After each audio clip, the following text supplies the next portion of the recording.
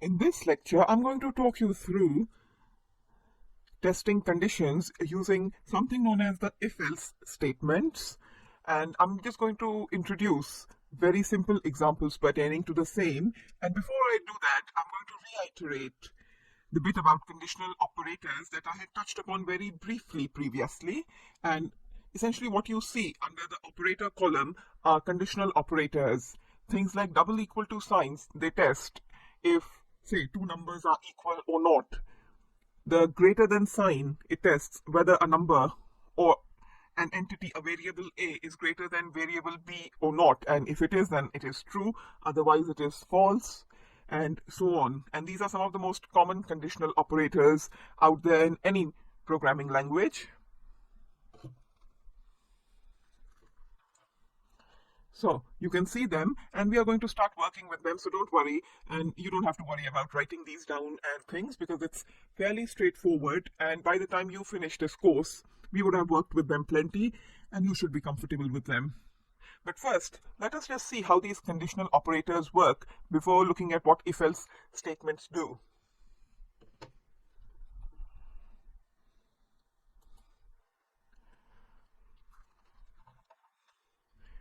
So when I print 8, 2 equal to signs 9, my output is false, and that is because 8 is not equal to 9. But let me replace this 9 with an 8.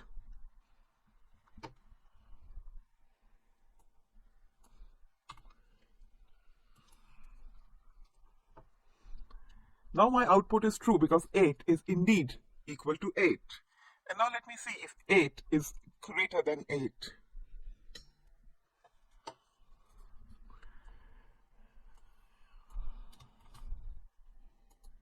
This is false because 8 is not greater than 8. But this particular symbol stands for greater than or equal to, like so.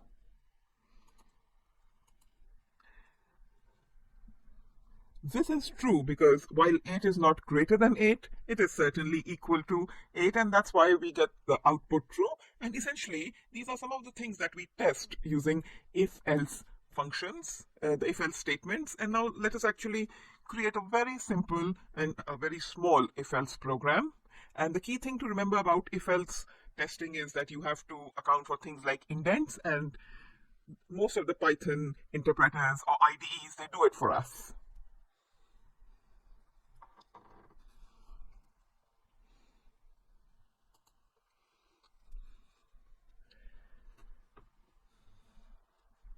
So this is my program.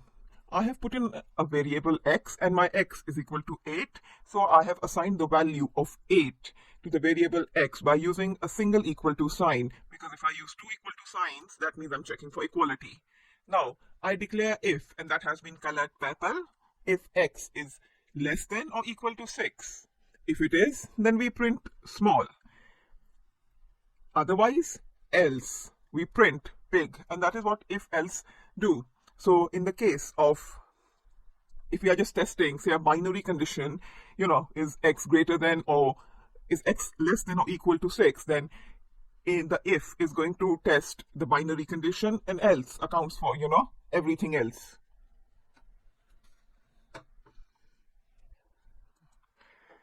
Let's just...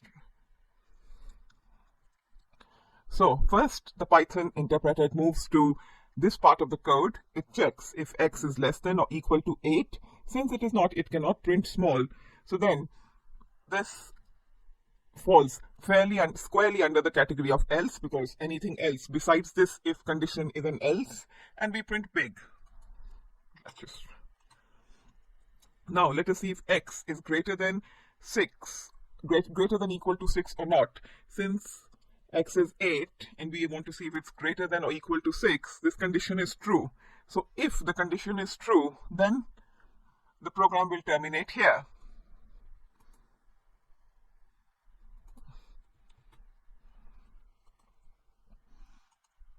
And that is why it prints out small, because then it executes whatever is written over here within the print statement, and we don't even have to give a print statement after the if. What happens is when we declare the if, we are trying to test for a condition based on the conditional operators we saw. And if that condition has been met, then whatever we have in this chunk of code, for instance, we just have one line, which is print small, that gets executed. And obviously, if the condition is false, then we would move to the else part of the code, and whatever is within the else chunk of code would get printed. And this is the logic behind the if-else statements, and we can test anything we like with it. Let's just see.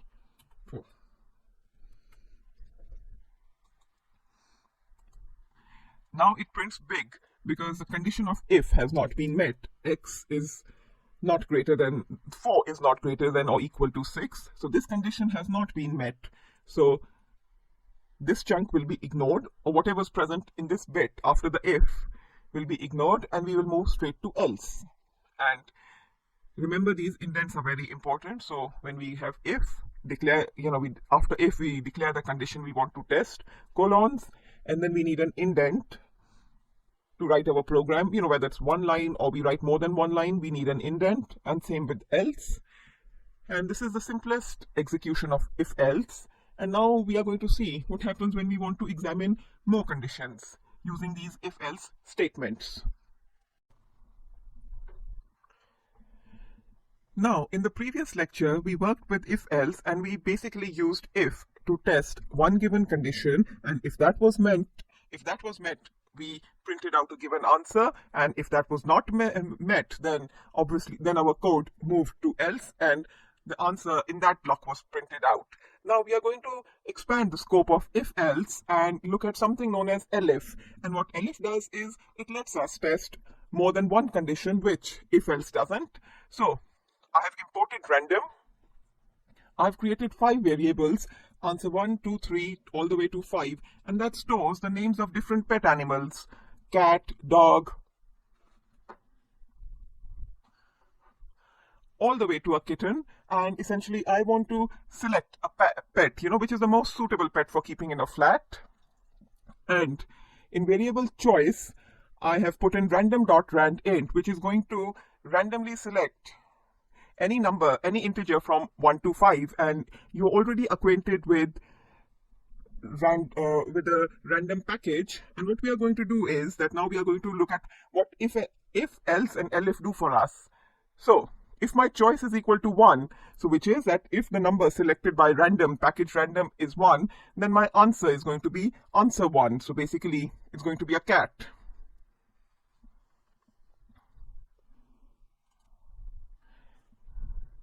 But since I have more than one variable to test, then elif lets me put in choice is equal to 2, and my answer is going to be answer 2. And let me just carry on all the way to my else statement.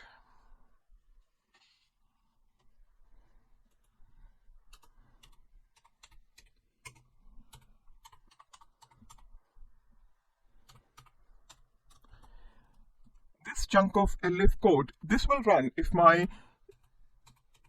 the choice comes up to be 3. So if the random package produces the number 3 in its iteration, then my code, it will move, it will test whether it is my variable is 1 or not, then move to this elif, this chunk of code, and then move to this elif, this particular chunk of code, and then print out this particular answer, or rather execute all the code bits present under this elif chunk. So essentially this is what elif is doing. It is going to help us test multiple conditions. And if you're typing along, remember the indentation. So it's going to be like this: if elif and indentation. Indentation is very important for Python, otherwise we get an error.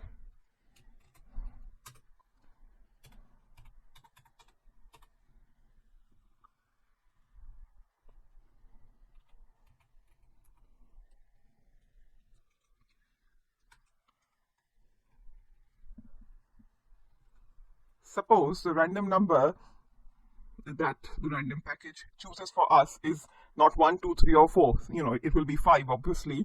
Then my code is going to obviously look at all of these, but eventually then it will execute all the code snippets present under the else chunk. So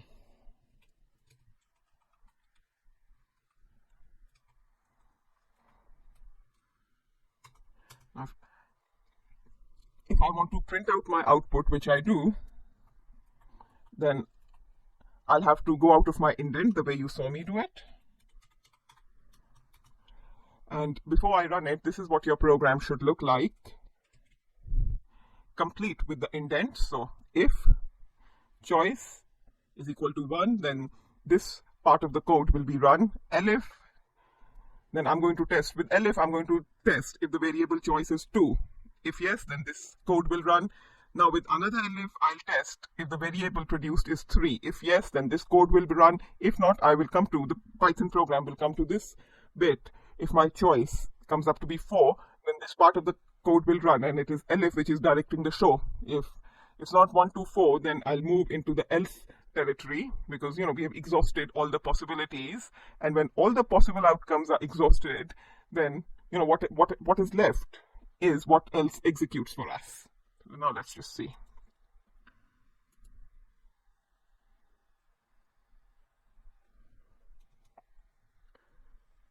So now my number has come up to goat. The choice that has been selected for me has come to goat. So I assume that my choice variable, that the random package that threw up 3, and that is why we came to this particular elif block.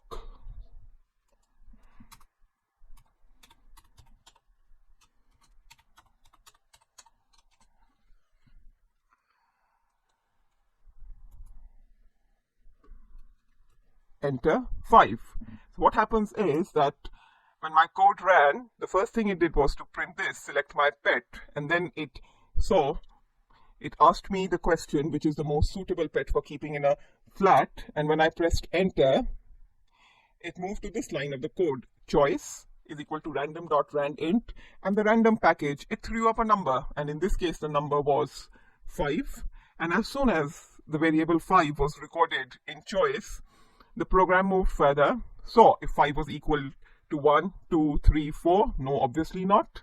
Then when it saw that none of these conditions are being met, then in the Sherlock Holmes style, what was left was this, and this bit was executed on 5, and basically that's why we get a kitten. And I think kittens are suitable for keeping in a flat. Enter. Oh, another kitten. It's a season for kittens, but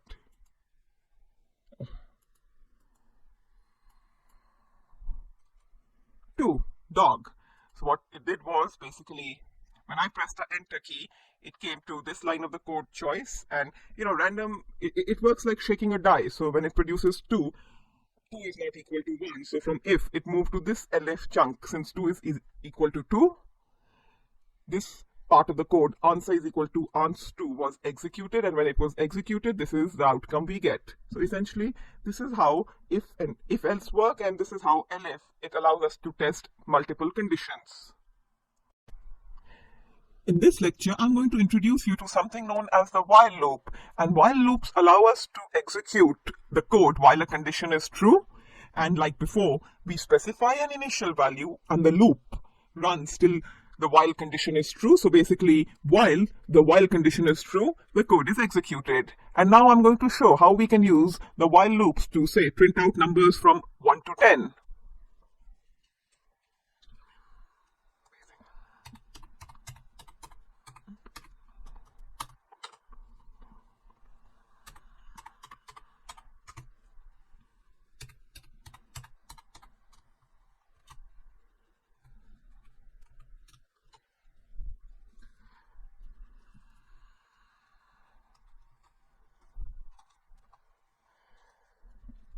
So I have initialized a variable number and I've assigned it the value 1.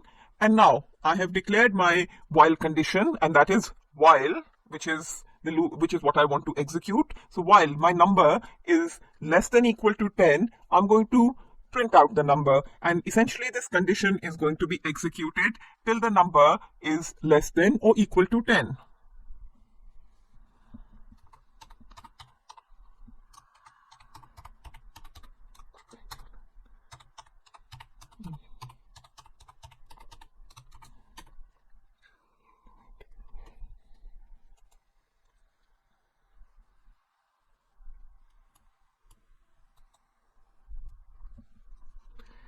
And number is equal to number plus 1 is going to start incrementing our numbers. So we are going to start with 1 and increment the numbers 1 by 1 till we reach 10. And after that, the condition will no longer be true and the loop will terminate.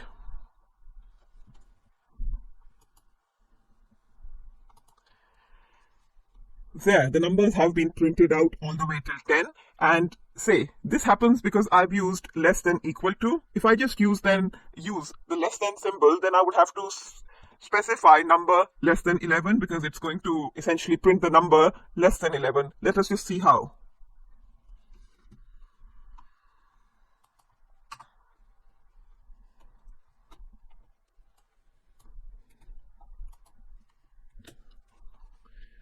So now my condition is that the number is less than 11, and while this number is going to be less than 11, which is till 10, the numbers are going to be printed out, and I have already declared that the numbers should be incremented 1 by 1 till we reach less than 11. And now let us just execute this.